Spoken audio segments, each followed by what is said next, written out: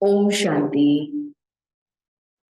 हर Saturday को ORC के YouTube channel पे अव्यक्त मुरली मंथन की इस सीरीज में आज फिर से हमारे बीच में संतोष दीदी लाइव रशिया से जुड़े हैं। दीदी, आपका बहुत बहुत स्वागत है। ओम शांति। ओम शांति। दीदी को हमने पहले भी इस सीरीज में सुना है और हम सब भाई बहने चाहते हैं कि बड़े हमारे साथ जुड़ते रहे और अव्यक्त मुरली मंथन की जो सीरीज है उसमें अपने अनुभव, अपने मंथन हमारे साथ साझा करते रहे। तो आज बहुत सुंदर अव्यक्त मुरली मंथन में अव्यक्त मुरली का जो टॉपिक है उसको लेकर आ रहे हैं संतोष दीदी रशिया से। दीदी का परिचय तो आप सभी को बहुत अच्छे से है, लेकिन जब भी हम डिवाइन ग्रुप को याद करते हैं, रशिया का कल्चरल ग्रुप याद करते हैं, तो संतोष दीदी सदा ही हमारे आंखों के सामने होते हैं। मधुबन में भी, भट्टियों में, और जब हम सेशंस में देखते हैं तो संतोष दीदी का मधुबन में बहुत सुंदर क्लासेस के रूप से मिलना भी हम भारतवासियों को होता है। तो आज ना केवल भारतवासी लेकिन और भी अन्य जगह से हमारे बीच में जुड़े हुए ऑनलाइन भाई बहने दीदी को सुनेंगे और जो यात्रा आपने बचपन से लेकर अब तक ब्रह्मा कुमारी में की, कितने मंथन, ज्ञान के मनन और चिंतन हमारे सम्मुख रखे, आज पुनः हम सुनते हैं। जैसा आज की मुरली का टॉपिक है वैसे ही आपकी पर्सनालिटी भी देखने में आती है। तो आज की मुरली का टॉपिक है रियलिटी ही सबसे बड़ी रॉयल्टी है। और दीदी, स्पार्क विंग दिल्ली जोन की ओर से बहुत सुंदर एक पुरुषार्थ चल रहा है जिसको आदरणीय भाई साहब और आशा दीदी ने भी बहुत एनकरेज किया कि इसको हम जरूर करें। तो इस सीरीज में दीदी हम मुरलियों को जो ले रहे हैं वो हमारी जो स्पार्क विंग का एक ग्रुप है उसमें एक प्रोजेक्ट है आदि स्वरूप। तो आदि स्वरूप में बाबा ने सबसे पहले कहा हम गुणों को अपने अंदर लेकर आए, सर्व गुण संपन्न, 16 कला संपूर्ण, संपूर्ण निर्विकारी, मर्यादा पुरुषोत्तम और अहिंसा परमो धर्म। तो दीदी, इसमें कम से कम 2 महीने से हम गुणों का मंथन करते आ रहे हैं और आज भी गुण है श्रेष्ठता। तो श्रेष्ठता के गुण के ऊपर बाबा ने जो मुरली हमें दी, उस मुरली का मंथन आज हम आपसे साझा करते हैं। तो दीदी, आज की जो मुरली की डेट है 19 दिसंबर 1978, और जैसा टॉपिक बताया, रियलिटी ही सबसे बड़ी रॉयल्टी है। तो दीदी, यहाँ पे सबसे पहले मैं एक प्रश्न पूछना आपसे यही चाहूंगी, रियलिटी और रॉयल्टी की क्या है? दोनों अलग अलग हैं, इसको आप डिफाइन करें। बहुत ही सुंदर मुरली का सिलेक्शन किया है आपने, और उसके साथ कनेक्टेड जो लक्ष्य है कि हमें उसमें से श्रेष्ठता क्या होती है उस बात की गहराई में जाना है। तो जैसे कि टाइटल ही है, रियलिटी और रॉयल्टी, तो दोनों कैसे एक दूसरे को लाते हैं। क्योंकि कई बार जो हमें चीज दिखाई नहीं देती और हम इंट्रैक्शन एक दूसरे से कर रहे हैं और लग रहा है कि जो सुनाई दे रहा है वैसा नहीं है, तो हम कहते हैं रियलिटी क्या है। सुन तो रहे हैं लेकिन कहते हैं रियलिटी क्या है। तो रियलिटी माना जो चीज जो है, जैसी है वैसी स्पष्ट हो, उसको कहते हैं रियलिटी। तो उसमें कभी कभी स्पिरिचुअल विजडम के अंदर जब हम एक दूसरे से मिलते हैं, अपना परिचय देते हैं, तो कहते हैं ना कि मैं ये हूँ, मैं इतने साल का हूँ, मैं ये काम करता हूँ, तो कहते हैं ये तो आप मेरे का परिचय दे रहे हो, लेकिन रियल में आप बोलने वाले, सुनने वाले, देखने वाले रियल में आत्मा हो। तो अब ये भी रियल है, मैटेरियल भी रियल है, और मैं भी रियल हूँ। तो मैटेरियल रियल है, मैं भी रियल हूं, लेकिन मैं मैटेरियल नहीं हूं। तो इसको कहते हैं मेरा सत्य परिचय। रियल दोनों है, तत्व भी राइट। है, शरीर भी है। तो कई बार कई कहते हैं ना, आप लोग स्पिरिचुअल अपने को समझते हो तो मैटेरियल रियलिटी को इग्नोर करते हो। नहीं, हम मैटेरियल रियलिटी है इसको रिकॉग्नाइज करते हैं, लेकिन हम उसको सेकंड नंबर पर रखते हैं, क्योंकि जो मैं रियलिटी हूँ वो कॉन्शियस रियलिटी हूँ। तो ये ऑब्जेक्ट मेरे यूज के लिए है। तो मैं जो हूँ जैसी हूँ, तो ये जो मेरा रूप है टेम्पररी है, क्योंकि ये मैं बनी। लेकिन जो हूँ जैसी हूँ मैं, वो सदा ही वैसी हूँ, वो मेरा सत्य रूप है। तो इसलिए रियलिटी की सिंपल परिभाषा भगवान ने हम बच्चों को ये जो पढ़ाई है उसे हम ऐसे समझते हैं। फिर रॉयल्टी। तो आज की जो मुरली आप ये जो अभी आपने चुनी है और उसकी जब हम स्टडी करते हैं, तो जो भगवान ने बताया कि जब आप अपने उस सत्य या रियल कॉन्शियसनेस में, अवेयरनेस में सेट हो, क्योंकि वो फाइनल है, और उसमें जो एक्सपीरियंस होता है स्टेबिलिटी का, क्योंकि जो मेरा रियल रूप है वो मेरा इटर्नल रूप है, तो मुझे उसमें कोई भी प्रकार की कमी नहीं महसूस होती। तो जब कमी नहीं महसूस होती तो आप इधर उधर नहीं देखते, आप मास्क नहीं डालते कि to look better, to feel better और ट्राई टू बिहेव बेटर। आप जो हो जैसे हो, बड़ा ही रियल। तो वो उस एक्सपीरियंस को पहले मैं अनुभव करती हूँ रॉयल, मतलब स्टेबल। कोई भी चीज हिल रही हो, अच्छी कितनी भी हो, हिल रही हो, तो it does not feel good, does not seem good. Stable हो जाती है तो आपका उससे कनेक्शन हो जाता है। फिर एक्सटर्नल लेवल पर royalty means it's a sort of greatness, goodness, wellness, elegance, brightness, something prestigious, something profound. ये इतनी सारी चीजों को मिला करके वो एक शब्द बनता है रॉयल। तो जब मैं अपनी इस रियलिटी में जो डेफिनेशन सुनी, जो हूं जैसी हूं, तो मेरे पास दृष्टि है, मेरे पास मुख है। तो इन सब से जब वो रियलिटी एक्सटर्नल लेवल पर एक्सप्रेस होती है, तो it gives the experience of royalty, means greatness. So that's what in this Murli Baba has explained very clearly. Yeah. Thank you so much दीदी। और जो भाई बहने इसको सुन रहे हैं, सबसे पहला हमारा यही प्रश्न था कि इसको कैसे डिफाइन किया जाए। तो बहुत सुंदर रियलिटी और रॉयल्टी को दीदी आपने डिफाइन किया। इसमें दीदी अगर हम आगे बढ़े तो बाबा ने बहुत सुंदर रियलिटी क्या है, रॉयल्टी को तो बाबा ने कहा मैं हम आगे कभी और लेंगे, लेकिन रियलिटी के लिए बाबा ने कहा कि पहले अपने स्वरूप की रियलिटी। अगर रियलिटी अर्थात अपने असली स्वरूप की सदा स्मृति है, तो स्वरूप की रियलिटी से इस स्थूल सूरत में भी अलौकिक रॉयल्टी नजर आएगी। जी, डेफिनेटली, डेफिनेटली। यही अभी बात की कि क्योंकि जो रियल है वो भरपूर है, और वो ओरिजिनल है, और वो इटर्नल है।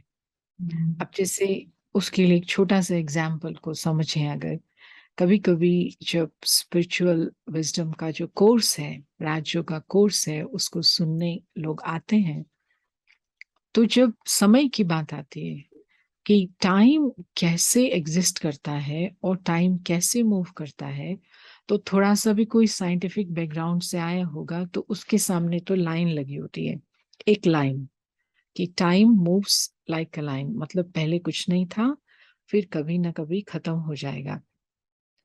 तो ये जो है अगर हम इसको लॉ ऑफ कर्मा के हिसाब से देखते हैं, कहीं भी फिट नहीं होता। लॉ ऑफ कर्मा तो यूनिवर्सल है। और वर्ल्ड में जो हम टाइम को समझ रहे हैं वो सब साइकिल से समझ रहे हैं। नेचर का साइकिल है, लाइफ का साइकिल है, डे एंड नाइट का साइकिल है।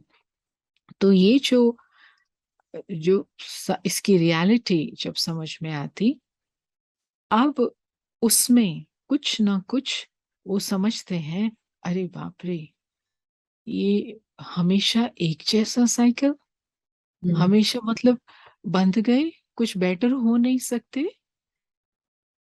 तो अब तो ये अनुभव जब उनको मिलता है कि this is a perfect rotation, there is no variant to perfection, या इट इज द ट्रूथ।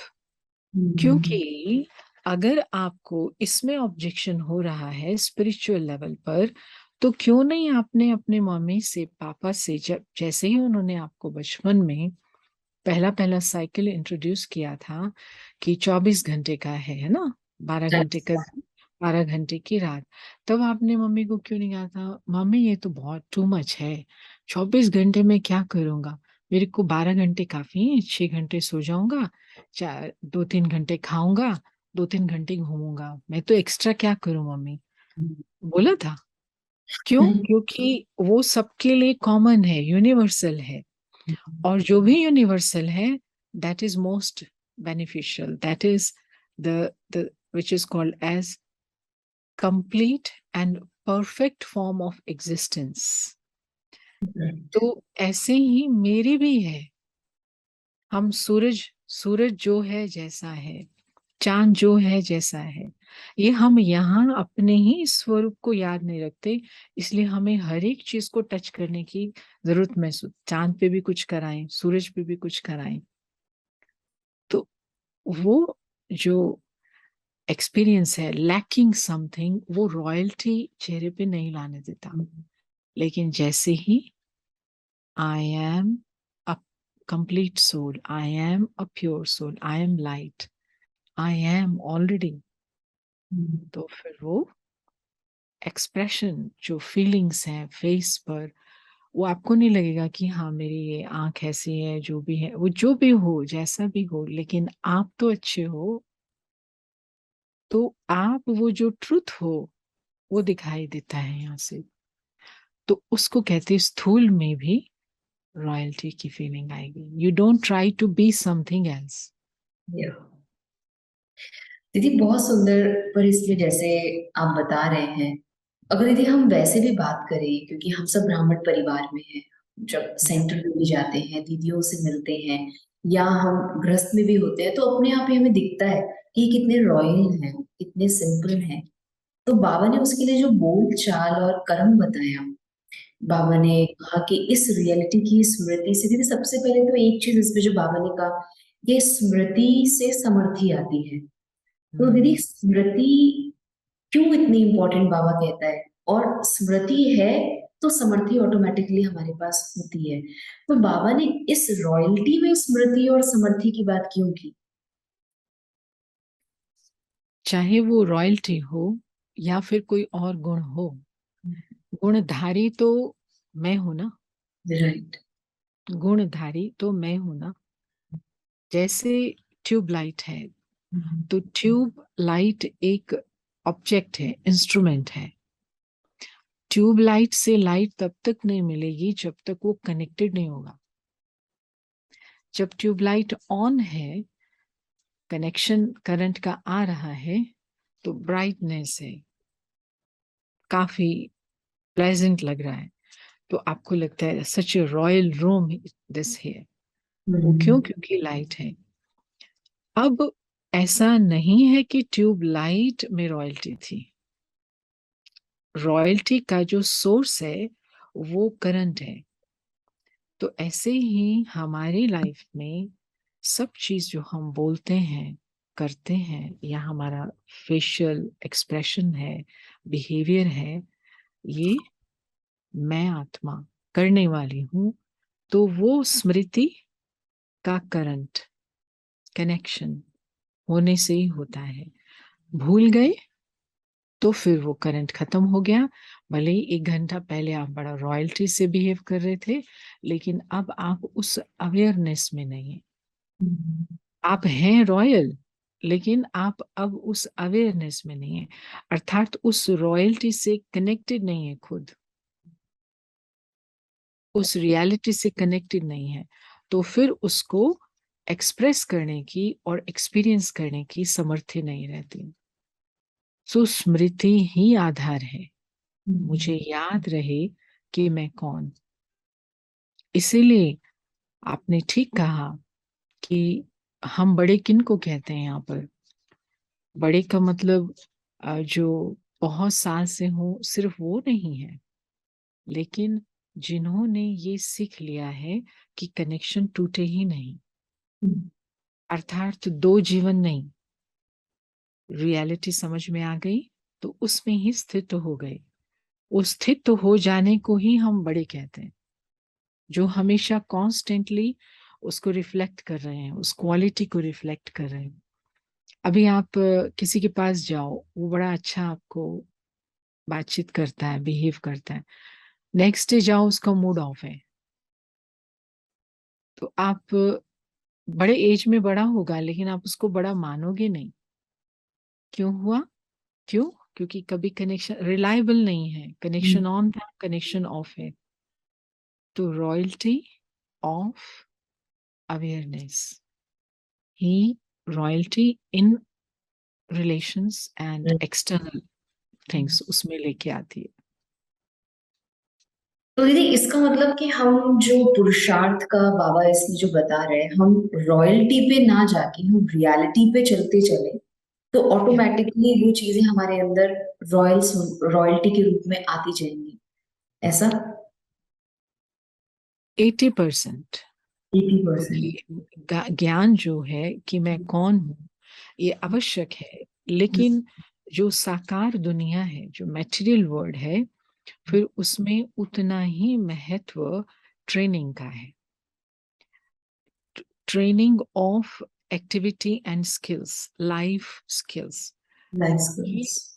आप अपनी उस स्पिरिचुअल लेवल की रियलिटी में जो है, वो आपको हेल्प करेगा कि आप कोई भी काम को लेंगे, you will do it with a difference.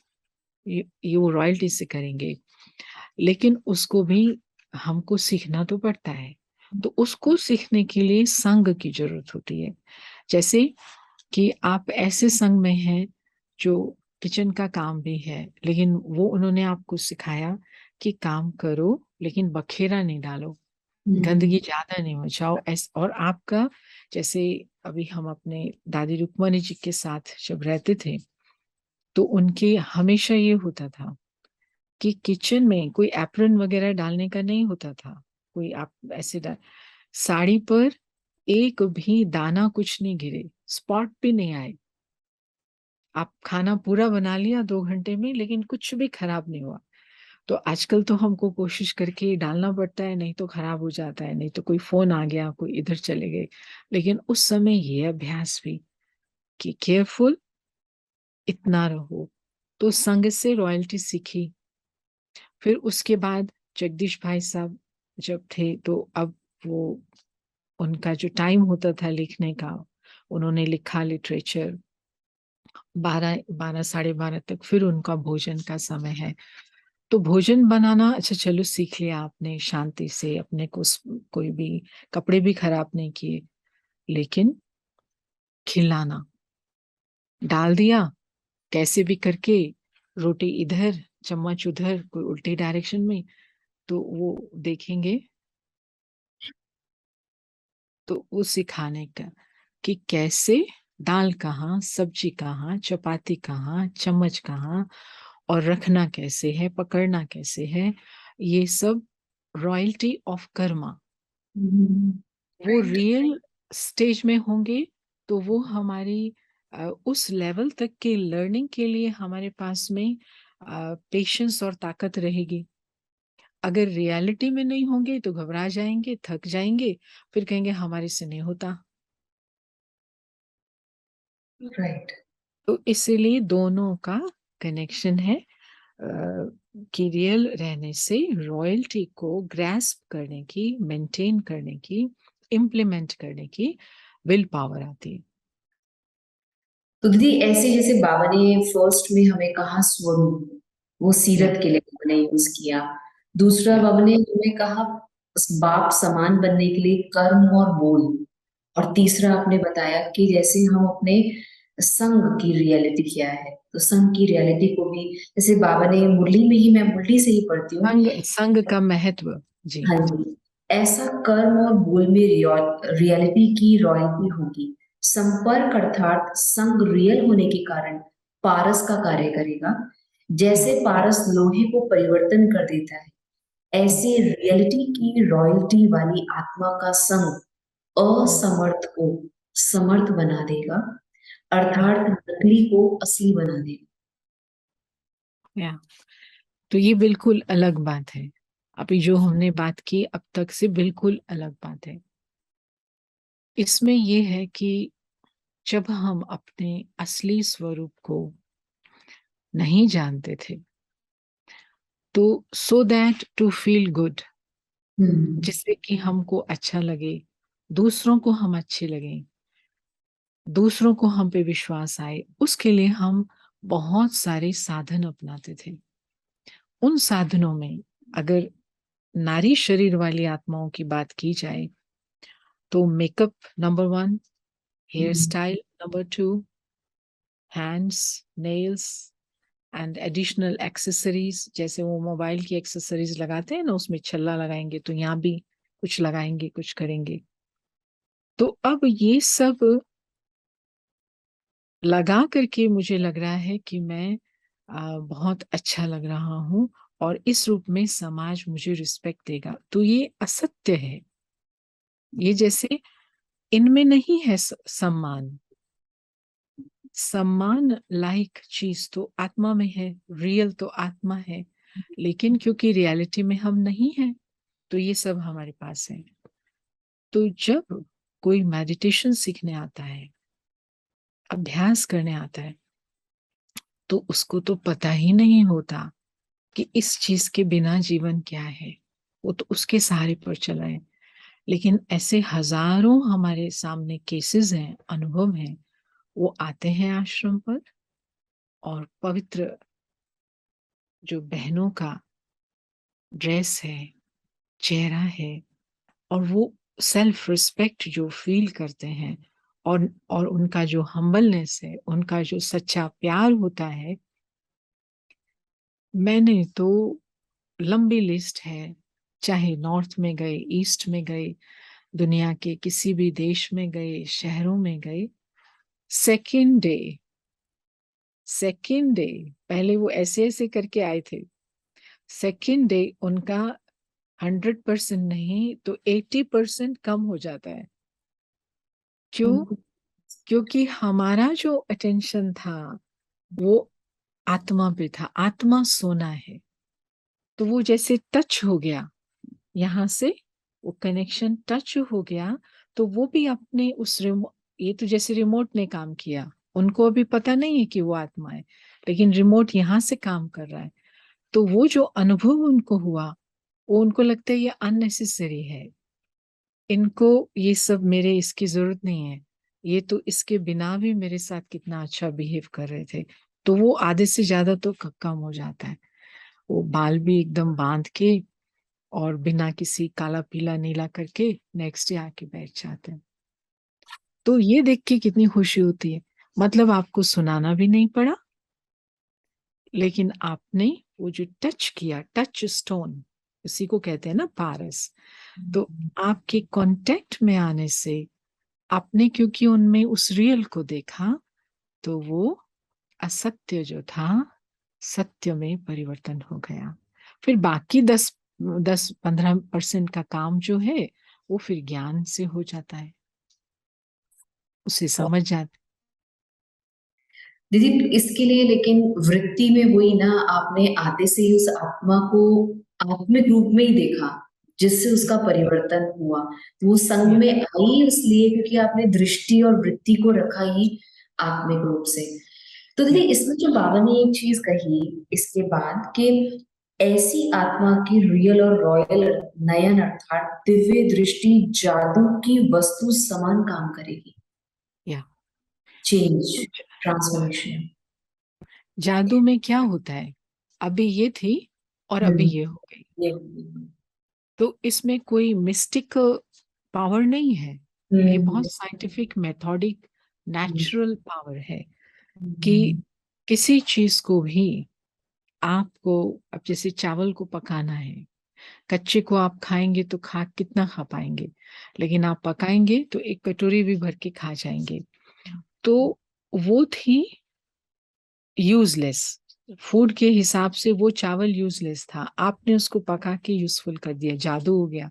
बच्चे को तो पता नहीं माँ ये जादू कैसे करती है, लेकिन माँ के पास किचन है, माँ के पास मेथड है, बड़ा होगा तो समझ जाएगा।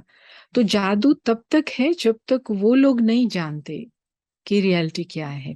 तो उनको लगता है अरे हम तो गए थे, अब जो जादू हो गया, इतने सालों से हमें गुस्सा आता था लेकिन हम वहां गए, जादू हो गया। तो हमको तो पता है जादू नहीं हुआ, परिवर्तन हुआ, लेकिन वो इस रूप से हुआ जो उसको कंप्रीहेंड नहीं कर पाते, वो उसको डिफाइन नहीं कर पाते कैसे हो गया, क्योंकि हम तो कोशिश कर रहे थे। तो ये वृत्ति में तो मस्ट है ना, क्योंकि वो भी तो आत्मा है, चाहे वो नहीं जानते। तो ये मेथड है। तो दीदी जैसे बाबा ने इसमें काफी सारी स्टेजेस बताई और अनुभूति बताई, क्योंकि या हमारे पास एक प्रश्न और है भाई बहनों का कि ये जो जी अनुभूतियां और अवस्थाओं का दीदी आजकल काफी भाई बहनों में ये है कि हमें ये सब चीजें बताई जाए। अभी या अभी मुक्ति की स्टेज की अनुभूति, अभी अभी जीवन मुक्ति की स्टेज की अनुभूति, या अभी अभी लास्ट अंतिम जन्म, अभी अभी फर्स्ट जन्म का स्पष्ट साक्षात्कार कराएंगे। मतलब जो हाँ ऐसी आत्मा बन जाएगी तो वो ऑटोमेटिकली साक्षात्कार कराएंगे। तो या दीदी आपने तो बहुतों को आपसे साक्षात्कार हुआ हुआ होगा, क्योंकि जिस हिसाब से आपने सारा बताया। बहुत मजे की बातें होती हैं, बहुत होती हैं, रोज होती हैं। वो हम्म। कोई आएगा हमारे सामने, सबसे पहले तो जो भगवान को अभी नहीं जानता, विश्वास रखता है, काफी कुछ ढूंढ भी चुका है, तो हमारे साथ दिल में, मन में, हमारे जीवन में कौन है, एक ही बाप है। तो हम्म। उसके आते ही सब कुछ, पहली बात तो उनको लगता है सब कुछ है इनके पास। अरे तुम हमारे से पूछ तो लो, हम बताएंगे कि कई कई बहुत सारी ऐसी चीजें होती हैं फिजिकल लेवल पर, हमेशा चाहिए। लेकिन वो आते ही जो भी आएगा, आश्रम पर भी आएगा, मिलेगा, वो कहेगा आपके पास तो सब कुछ है। आप, वो मिलते हैं ना, आपको तो कुछ नहीं चाहिए, आपको देख के लगता है आपके सब सब कुछ है। तो वास्तव में उसका कारण क्या हुआ कि हम, एक बाप ही संसार है। तो जब संसार का मालिक मिल गया तो संसार का जो भी है हमारा हो गया। और जरूरी थोड़ी आप सारे इकट्ठा यूज करोगे, अगर आपके बाप की दुकान है कपड़ों की, आपको कभी लगेगा मेरे पास कपड़ों की कमी है, पहनूंगी तो मैं चार, लेकिन सब कुछ है। तो जीवन मुक्ति माना स्वर्ग, स्वर्ग माना पहला जीवन जिसमें सब कुछ था। अभी पानी का नल बंद हो गया, बिजली नहीं आ रही है, ये सब होते हुए भी जो अवेयरनेस के लेवल पर ये जो रियल इंटॉक्सिकेशन है, ये प्रैक्टिकल लाइफ में उस कैपेबिलिटी में, पावर में कन्वर्ट हो जाता है, जिससे कि आप फिर अल्टीमेटली ये रिसोर्सेस क्रिएट कर पाते हैं। कि वो जो कमी थी, वो जो खुट खुट रहा था, वो खुट ना खत्म हो जाता है। तो इसलिए मैजिक लगता है। ऐसे ही मुक्ति माना छोटी छोटी सिचुएशंस में कोई कोई को बंधन लगता है। अब वो तब तक होता है जब हम लिमिट रखते, कोई भी लिमिट रखते हैं ना अपनी, मैं लड़की हूँ, मैं नहीं कर सकती, मैं कब तक ये भाइयों के साथ टॉलरेट करूंगी, या मैं लड़का हूँ, ये बहनें तो हमेशा कुछ ना कुछ ऐसे बस मजे में रहती हैं, सीरियस कुछ काम करती नहीं है, ऐसे होते हैं ना कभी कभी कमेंट्स। तो अब मैं मुक्त हो गई, क्यों? क्योंकि मुझे ये याद रहा, अपना रियल स्वरूप याद रहा। तो वो जो बॉन्डेज आ रहा था देखने से, नारी हूं या पुरुष हूं, वो जब लोग मिलते हैं फिर उनको लगता है कि हाँ, ये फ्री फ्री ये है, ये कुछ भी कर सकते हैं। ये नहीं पूछेंगे कैन यू डू दैट, वो सीधा ही बोलेंगे ये कर दो। अरे पूछ तो लो, कर पाएंगे या नहीं। नहीं, वो फील करते हैं दे आर फ्री, ये लिमिट में नहीं है कोई। तो ये बहुत सुंदर अनुभव है। बहुत सुंदर दीदी। जब मुरलियों का मंथन होता है तो लगता है कि बस आप बड़ी दीदियों के साथ या जब भी मिलने का मौका मिलता है करते जाएं, लेकिन समय को देखते हुए लास्ट या एक प्रश्न आ रहा है और आप इसको लाइव हमारे भाई बहनें जो सुन रहे हैं, मेरे पास कुछ प्रश्न आए हुए हैं। हमने वो प्रश्न दीदी के साथ लिए हैं, लेकिन फिर भी अगर आपका प्रश्न हम यहाँ पे नहीं ले पाए, आपकी मुरली से रिलेटेड जो भी दिया, आप प्रश्नोत्तरी में हमें वो भेज दीजिए। हम वहां पर आदरणीय आयशा दीदी से भी पूछ सकते हैं। नहीं तो आप हमें भेजिए, हम नेक्स्ट एपिसोड में पहले आपका प्रश्न लेंगे। तो आज का दीदी लास्ट प्रश्न नहीं करेंगे, बाबा की मुरली में एक लाइन है दीदी, उसको थोड़ा सा बस हमें क्लियर करना है आपके साथ।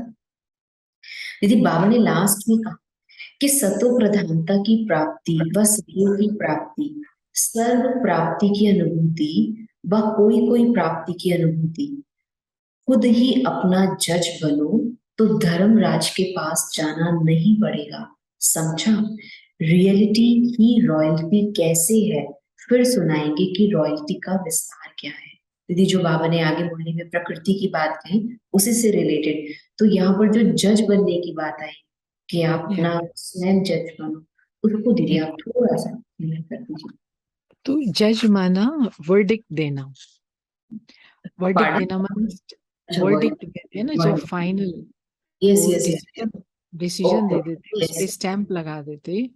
तो मतलब कोई आपके लिए डिसाइड नहीं करेगा, फाइनल नहीं करेगा, आपको ही करना है कि ओके। आप थोड़े में, आधे में चला लोगे या सब कुछ होना चाहिए। ये बाबा ने समझा के चॉइस दे दी है कि जज तो आपको बनना है। मतलब इसमें डिस्क्रिमिनेशन की तो बात खत्म हो गई। अच्छा तो ये है, बाकी अब ये चाहिए या ये चाहिए, जज आपको बनना है।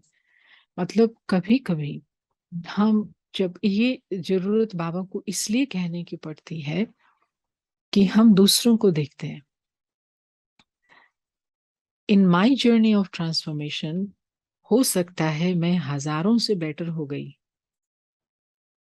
लेकिन बाप समान तो नहीं बनी, ब्रह्मा बाप समान तो नहीं बने।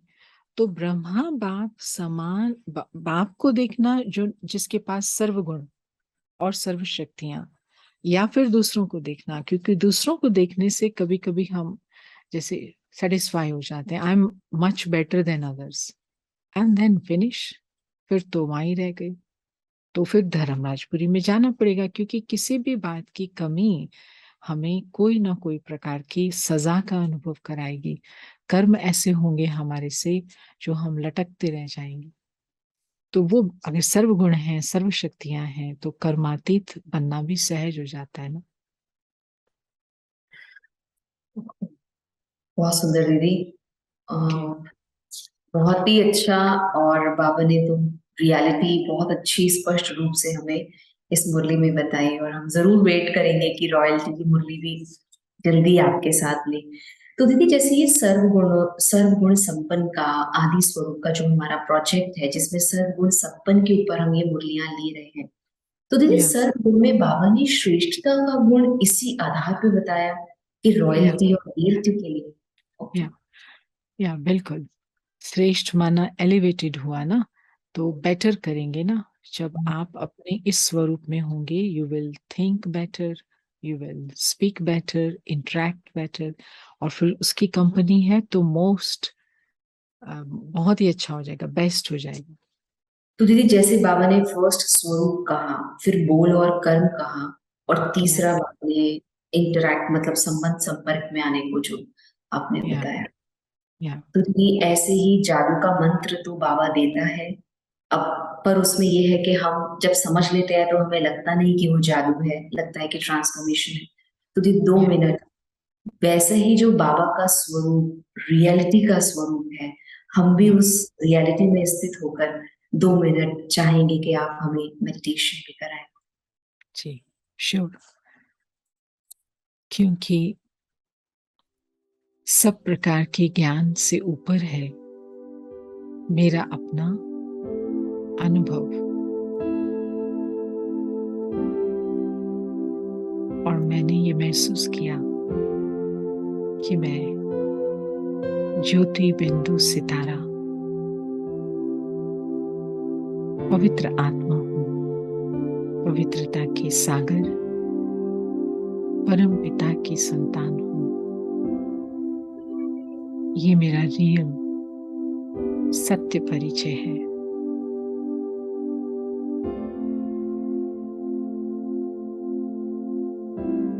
लाइट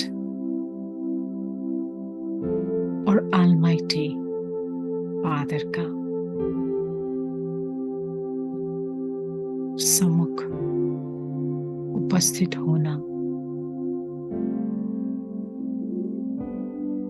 ये सबसे बड़ा सुख है इस संगम युग का।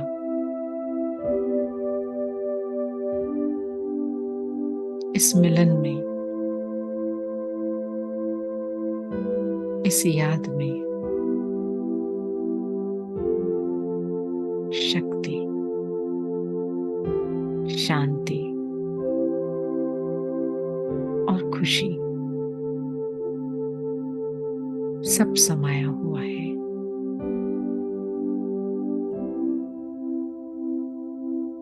जन्म जन्मांतर की खोज और प्यास का फल यही है, यही है, यही है। ओम शांति दीदी, and thank you so much. और कल संडे का दिन है। मॉर्निंग में हम जब भी बाबा को याद करते हैं तो अव्यक्त मूल्य का मंथन रात्रि को आज हमने किया।